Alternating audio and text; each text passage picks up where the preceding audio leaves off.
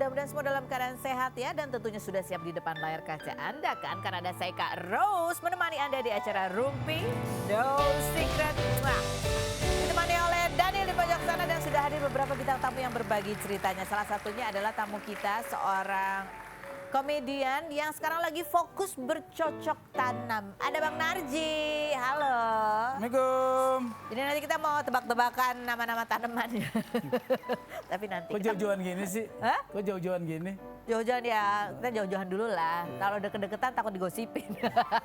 Kita pojokan dulu untuk membahas apa yang lagi ramai di luar sana. Baik itu untuk hal-hal yang datang dari dunia nyata maupun dari dunia maya. Ya, yang kemarin juga mencuat beritanya dan masih menjadi perhatian publik adalah Andre Taulany yang menggugat cerai untuk keempat kalinya ya.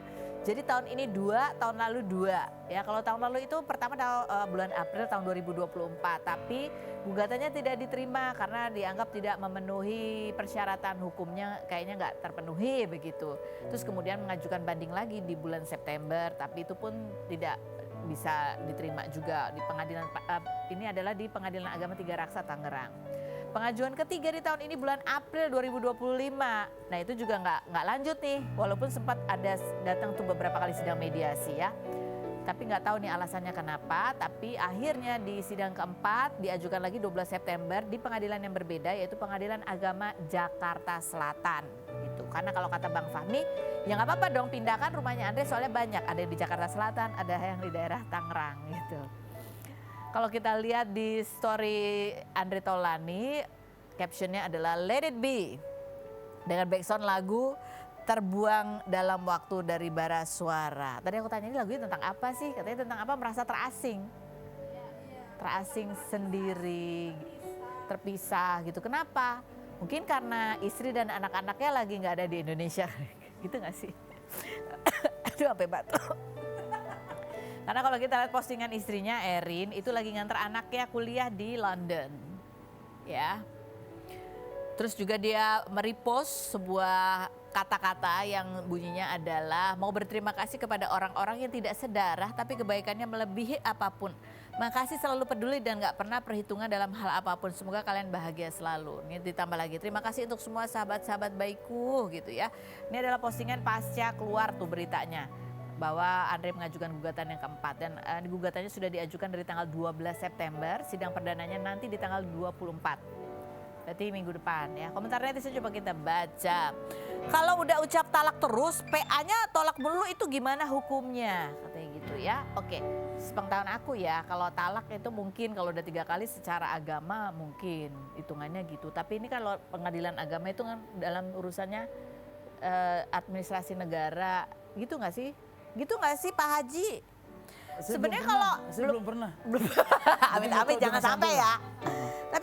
Tapi menurut aku gini nggak sih, kalau orang tuh menalak cerai ya, menalak cerai istri itu kan harus ada alasannya, nggak boleh serta merta, gitu nggak sih? Kalau nggak nanti berantem dikit bisa gitu, cerewet dikit gitu. Ini nggak ada hubungannya sama kasus ya, itu hanya omongan. Ngapain di situ? Ini rumpinya mah di situ. Iya. Gitu nggak sih, nanti kita tanya Pak Ustadz ya. Besok undang Ustadz ya, tanya nih kalau udah diundang di ini gimana ya. Yang berikutnya coba kita lihat. Baru kali ini lihat perceraian artis seribet ini ditolak terus. Padahal banyak yang karena beda visi misi aja gampang banget putusan cerainya.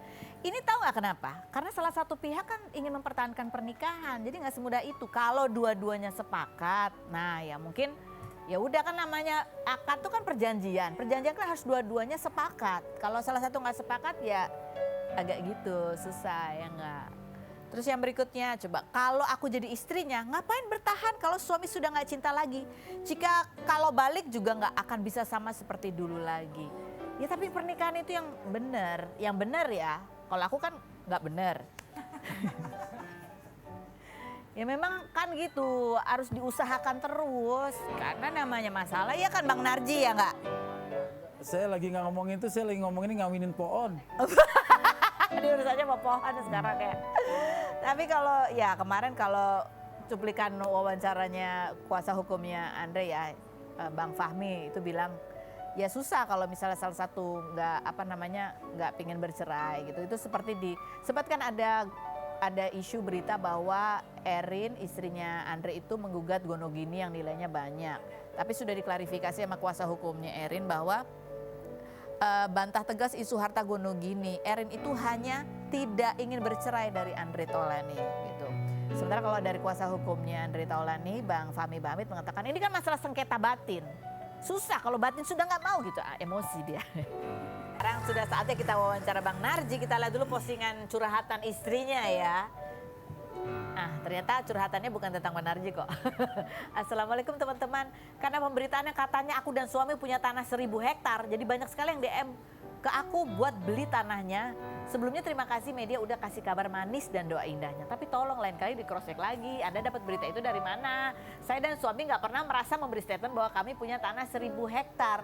Belum ya Bang? Belum 1000 ya? Belum. Baru berapa? Ya 900 sekian kali. Ini bercanda. Ini bercanda. Bercanda, ntar repot lagi urusan. Udah deh, ke media kasihan bini gue. Iya. Kalau mudik dibawainnya bukan makanan. Apa dong? Sertifikat tanah. Oh, disuruh beli.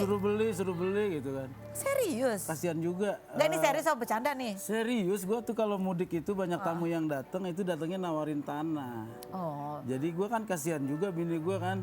Masa mau beli tanah mulu gitu kan, mentang-mentang lakinya warnanya kayak tanah gitu. Jadi kayak tuan tanah ya. Nah ini kemarin juga dia soalnya sempat kali ini mungkin ini yang menjadi artikel berita ya. Ya, sawah mana lagi ya yang mau aku beli kayak gitu. Yatet letak tanah 1000 hektarku. Lagi mikirin mau diapain ya tanah yang 1000 hektar. Ini hasil dari nguntit uang suami selama 17 tahun. Kira-kira kalau tanah 1000 hektar dijual dan dibeliin maca, bisa bikin maca waterfall kali ya gitu. Ini sebuah konten ya. Ya dia ngonten kadang-kadang bunuh diri juga sih. Belum aja.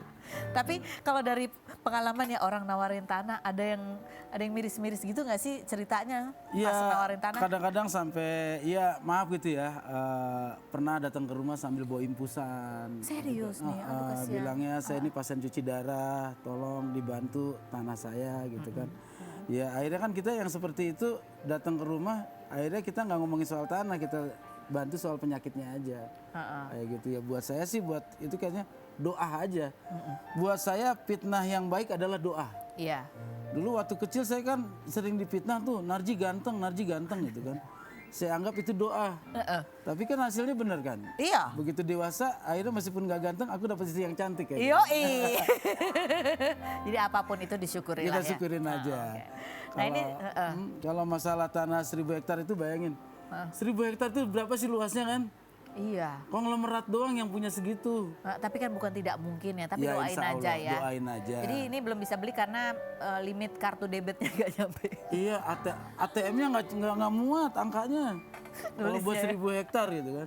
Iya, tapi sekarang mungkin kesibukannya adalah mengelola itu ya, tanah yang ada 10 hektar itu sekarang. Ini coba kita lihat nih kontennya Bang Narji soal bercocok tanam dan soal informasi mengenai pohon kencana berikut ini.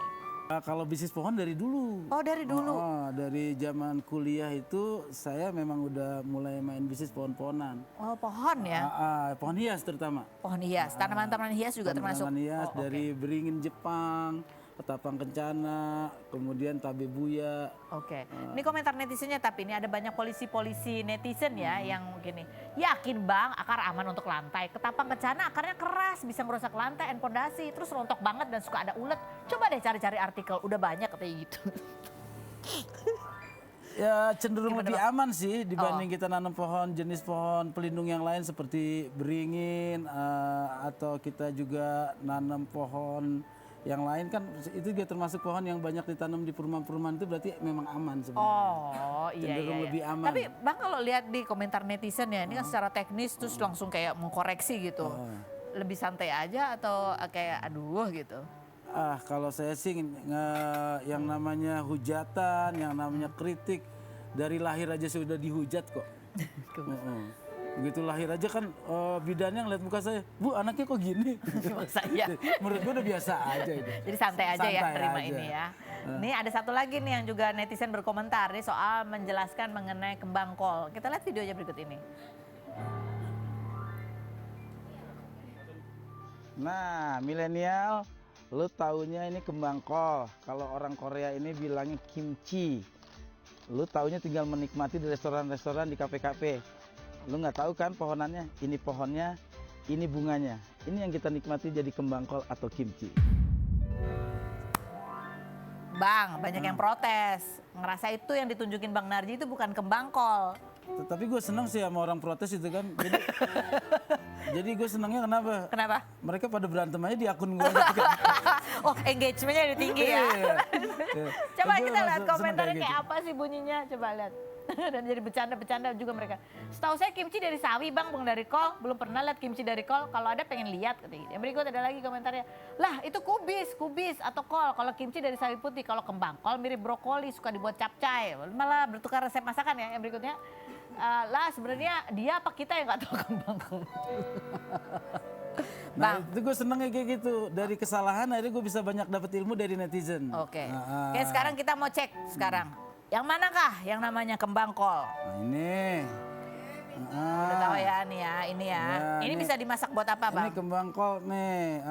Ini yang enaknya juga bisa buat dibikin sayur apa? Sayur sop. Sop atau dibikin capcay juga enak. Oh iya capcay juga. Oh. Oke, di antara dua ini apa namanya? Ini apa namanya? Nah ini yang paling ceria nih. Siapa? Buncis. Buncis. Kalau mau foto ya Nah, buncis. Kalau ini namanya pohon paling konsisten. apa tuh? Dipotong aja tetap kacang panjang. Oh iya bener. Keren ya, keren. Bang, ini berkecimpung di ya apa sih namanya bercocok tanam, bisnis juga jual tanaman hias gitu, pohon hias. Yuk, katanya sekarang juga lagi memperhatikan mengenai hasil-hasil perkebunan dan pertanian nih. Iya. Sampai ke daerah-daerah segala. Kebetulan gue sekarang lagi menjalankan sebuah kontrak sama perusahaan pestisida. Oh, Itu memang langsung ketemu dengan petani se-Indonesia. Nah di situ gue sebenarnya memberikan hiburan, memberikan pasar teknologi. Bagaimana masyarakat itu bisa mengetahui teknologi-teknologi pertanian. Tapi yang paling serunya di sana sebenarnya gue lebih banyak belajar. oh. Dari petani itu kan kita kan teoritis, mereka Iya. kan empiris gitu kan. Bagaimana mereka itu merasakan langsung. Jadi kalau petani yang hebat di daerah-daerah udah tahu loh ini bakal sedap dengan hujan seperti ini akan Tanaman datang apa? serangan hama seperti ini. Oh iya. Mereka feelingnya lebih kuat karena Iya. mereka Udah berdasarkan kebiasaan pengalaman udah bertahun-tahun ya. pengalaman. Dan gue kenapa jadi makin suka dengan bertani? Karena sejak gue bertani gue tuh kelihatan lebih ganteng aja gitu. Oh, karena lawan-lawannya adalah brokoli dan Iya, karena biasanya di sebelahnya kan artis-artis Baimong, Raffi Ahmad. Sekarang sebelah gua kan sapi, terbang gue jadi kelihatan ganteng gitu aja. Jadi gue sekarang kalau ngaku ganteng tuh lebih cocok kayak gitu kan. Bang, tapi katanya pernah dulu sempat usaha nanam apa jahe merah. Terus tapi ya karena ya itu tadi. Ya itulah Gagal, makanya salah satu motivasi gua ke para petani bahwa harga komoditi pertanian di Indonesia itu belum ada ketetapan harga. Oh, Jadi harga itu ngikutin fluktuatif harga di pasar aja. Itu yang bikin ribet kayak gua kemarin. Nanam jahe merah hampir 500 meter tapi gitu itu kan. hasilnya berhasil ya? Berhasil bagus. Jahenya, Di terus? saat gua mulai tanam itu kan permintaannya lagi tinggi. Ya. Itu 17.000 sekilo. Di saat panen raya harganya cuma 3.000. Asa jauh banget ya? Iya, akhirnya modalnya aja kan nggak cukup. Akhirnya gue di situ gue belajar bahwa inilah derita petani yang ada di Indonesia. Makanya tapi di saat juga kita jangan aja melihat pesimisnya, optimisnya. Kadang-kadang di saat kita menanam sesuatu modalnya rendah, harga lagi tinggi. Contohnya cabai kalau mau Ramadan, itu kan kita kadang-kadang nanam dengan modal yang sama, permintaannya lagi tinggi, harga tinggi itu kan kita bisa menutup kerugian yang kemarin. Oh, jadi kayak gitu ya resiko harganya tuh banyak banget ya. Ya, tapi Padahal itu sih- berapa lama kalau jahe merah tuh nanamnya? Jahe merah itu sekitar 6-7 bulan.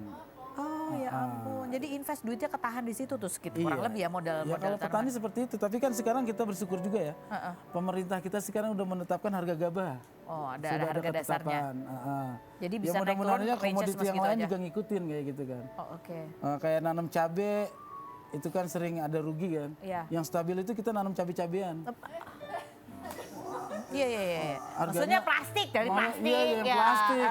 Yang ada di mall tuh, yang ada di mall. Bener. Itu konsisten tuh harganya segitu aja. Segitu aja Nggak pernah kan. busuk-busuk juga itu kan dari plastik. Ya. Aduh, ini langsung. Oke Bang, nanti kita akan tanya jawab seputar tanaman lagi. Kita menuju ke ini anak muda, dua-duanya anak Widih. muda ini. Wah, ini penyanyi yang Anak satunya temen pemain gue nih. sinetron. Iya ya. Anak temen gue nih. Seumur, kalau sama aku mah seumur. Oh iya? Iya. Ada Restu Van Houten dan juga Sarah Beatrix. Kita lihat profilnya berikut ini. Kita sudah bersama dengan Restu dan juga Sarah. Terima kasih sudah hadir loh. Ini kalian ini kan tadi aku langsung tanya, kalian tuh udah jalan bareng udah dari 5 tahun ya? Lama juga dan awet gitu. Tapi kalau kita lihat postingan Sarah, postingan kalian berdua deh. Jarang gitu postingan berdua di sosial media. Emang komitmennya begitu? Jarang aja. Jarang foto sih sebenarnya. Jarang foto. Iya, dia mah Ya, ada mau banyak fotonya foto. sama yang lain. Kalau aku mah nggak mau. Aduh. Pantesan di 2023 nih ya postingannya Sarah bunyinya gini. Buaya apa yang takut cicak. Tapi fotonya, captionnya di bawah foto sama Restu. Iya. Dia takut cicak soalnya. Restu, Ya. cicaknya siapa? Setelah berikut ini ya, jangan kemana-mana. Tetap di Ruli.